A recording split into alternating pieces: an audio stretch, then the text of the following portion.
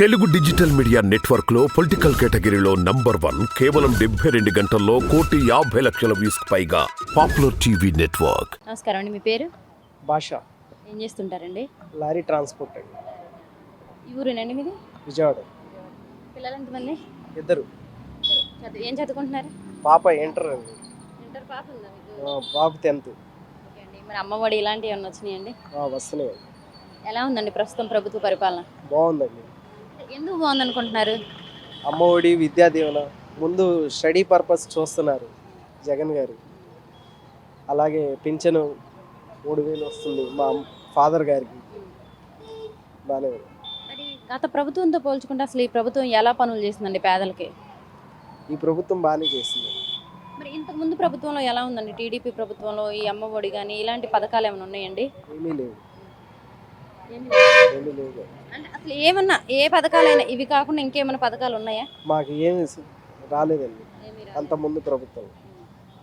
మరి ఈ పథకాలన్నీ ఇచ్చేసి జనాలను సోమరిపోతులను చేస్తున్నారు అంటున్నారు కదండి, మీరు ఏమైనా సోమరిపోతులు అయిపోయారా?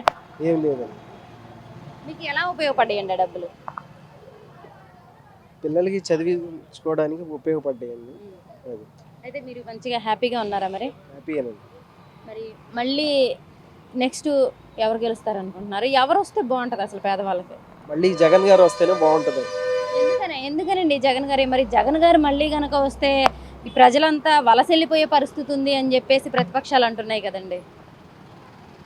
ఆయన వచ్చిన కాడి నుంచి పేదవాళ్ళకి అందరికీ చూస్తున్నారండి. బాగానే ఉంది. పనులు కూడా సక్రమంగానే జరుగుతున్నాయి.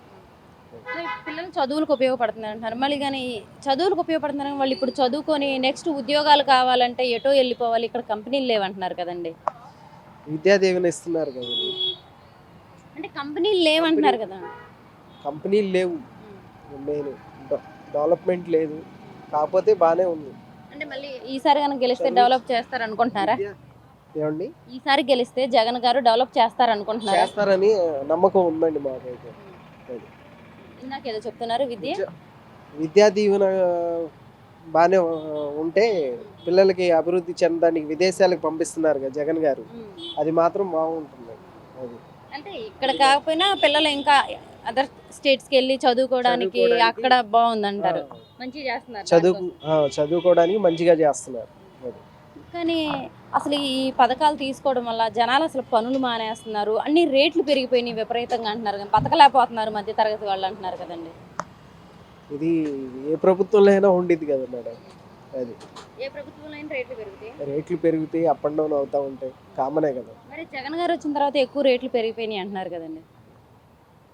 అది ఆయన మనం అది ఇదిగా పెట్టుకోవడమే కానీ ఏం లేదు. సరే, మళ్ళీ ఈసారి అయితే జగన్ గారు గెలుస్తారంటారా? తప్పకుండా.